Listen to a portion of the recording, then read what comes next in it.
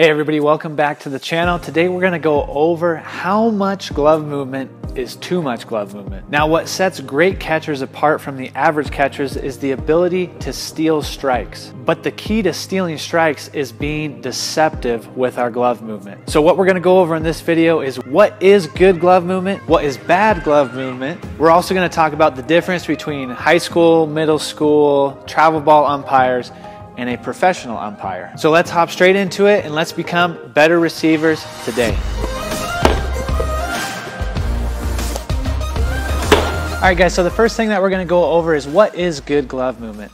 So good glove movement is first on time, and then it's all in one motion, it's smooth, and it looks clean. So what does on time mean with receiving? On time means that we're beating the ball to the spot. So as the pitch is coming in, if I get my glove to the spot before it gets there, that means that I'm gonna be on time. If I'm meeting the ball at the spot, that means that I'm late. Now the more that I'm late, the less I can do with pitches to make them look good. So what I want to try to do is I want to try to be there early. That way I'm able to catch the ball and work back to the strike zone.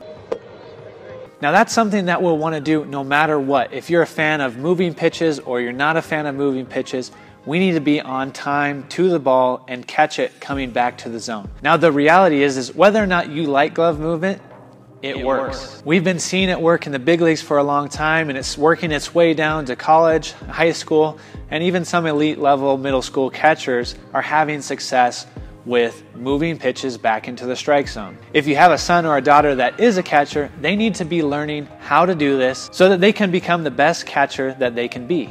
Now the next thing we want to talk about is our movement needs to be all in one motion. The movement of pitches starts to get weird when it's very choppy, okay? When it goes catch and then move. Everybody knows you caught the ball there and then you moved it back. What we don't want to end up looking like is this little guy right here.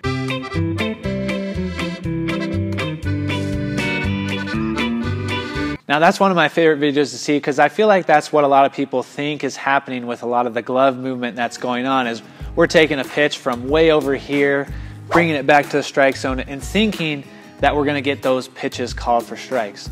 Now that is not really good glove movement at all. One of the things that we want to do is we want to catch the ball and move it all in one motion, okay? We don't want it to be a catch and then move. I can still be on time, catch, and then I move it. That's not very deceptive. Our goal as catchers with receiving is to deceive the umpire. So I'm sorry umpires, but that is what we're trying to do. We're trying to sneak one past you and we're trying to get one or two baseballs called for a strike off the plate to help our team out. That is something that we're trying to do. We want to have a balance between looking ridiculous and actually making pitches that are close look like strikes. The way I want you guys to think about this is that one baseball off the plate is a pitch every catcher should be able to get called a strike. It really looks like a strike oftentimes anyways because it's coming so close. That second baseball off the plate, that's a little bit tougher to get called a strike, but that's something that we should be working for. With good quality glove movement, we can make that pitch look like a strike. So good quality glove movement is going to be on time. I get around the pitch and it's going to look smooth, catching it and moving it all in one motion. The other thing I want you to think about is I want it to be short and snappy, okay? So the way I like to have our catchers do their glove movement is catch and move all in one motion. So it'll look a little bit like this. I got my setup, I drop down, I'll catch and move, catch and move. And what we want is we want to come to a stop, okay? So I'm gonna catch and move, come to a stop. The number one thing that I really hate seeing with the glove movement today is I've seen some catchers, they'll catch a pitch that's about shin high and they'll take it up to their freaking eyeballs. In my personal opinion, it's doing too much when something much simpler can still get the job done. So with that little spiel, we're gonna go into what does bad glove movement look like. And now we've already talked a little bit about what bad glove movement looks like. Bad glove movement is catch and then move. And bad glove movement is excessive, where I take a pitch that's over here, I bring it all the way back to here. Nobody's believing that. Remember, the idea behind glove movement is that it's supposed to be deceptive to the umpire. A real quick example from sitting right here, bad glove movement's gonna look like this. I'm going to go catch, move. What the umpire is gonna see is your first movement on the catch. So what I mean by that is that my first movement on that glove movement was out to the ball and then I caught it. The umpire is going to see my glove movement out of the strike zone, and then he's going to watch me go move it back. Okay? That is poor glove movement. What we'd rather see on this pitch to the glove side is that our glove gets there early to the ball. I catch and move back to the strike zone in one motion. So he's going to see this motion coming back to the strike zone. We always want to be catching the ball back into the strike zone. Now, I don't really like putting a distance or a measurement on how much glove movement we want to have. It can depend on the skill level of the catcher that you have. Somebody that's really good at being on time and moving pitches, you're going to be able to move the pitches a little bit more than somebody else. Somebody who's having a little bit harder time with this idea of moving pitches, what I'll have them do is I want them to be on time and then stick the pitch. I think that's a phrase that most of you will probably be familiar with, is that we want to catch the ball and stick it right where it's at. Now, a lot of times younger catchers have problems with just that. They're going to catch the ball and the ball is going to move their glove out of the way.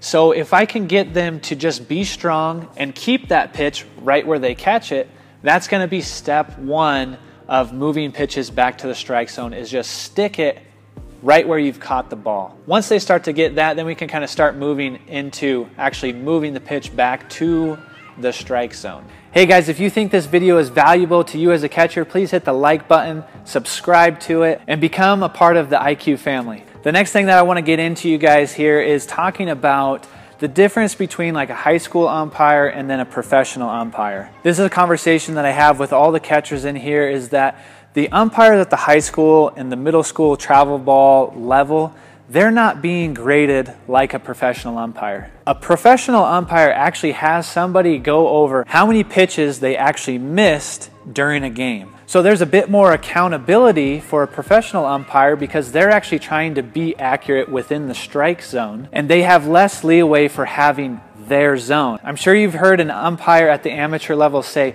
"That's not my strike zone." See, they have leeway to have their personal strike zone. A professional umpire is actually going to be graded on how many they actually got in the box correctly. So what does this have to do with our glove movement?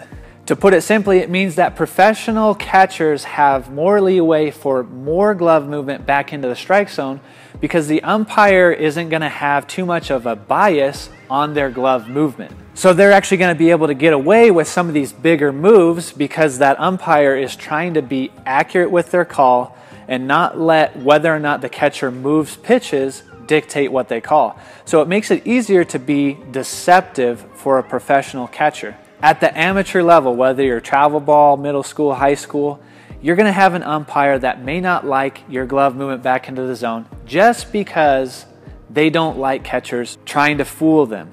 It's just the reality of the amateur level of baseball, is that you're going to have umpires that have an ego, they have a way that they want things done, and you can either work with them or you can try to fight them and tell them, hey, this is the way that we're doing it now. The problem with that is that with this umpire, you probably have one game to win them over, and if you're going to spend the whole game trying to convince them that they need to call those pitches strikes despite your glove movement, that's a losing battle.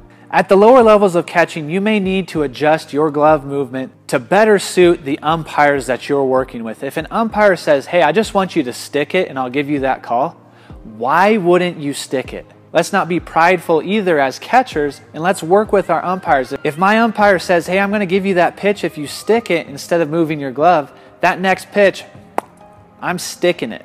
Make sure that you're working with your umpires at every level. Even at the professional level, catchers are working with their umpires to give them better presentations so that they can see pitches and make better calls. If my glove movement is so excessive at the high school level, I guarantee you're going to have a harder time getting pitches called for strikes just because you're going to deal with some umpires who just don't like it.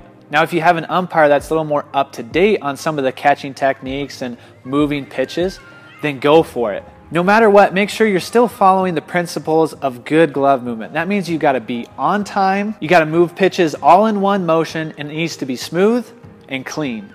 If you can do those things, those are really going to help you win more strikes for your pitchers and help umpires see close pitches as strikes. If you guys are looking for more drills, mobility exercises, and everything catching, please check out Catching IQ online. I'll put a link down in the description for you, and I hope to see you on there. If you're looking for more great videos on catching, please check out this video or this video. Thanks for watching.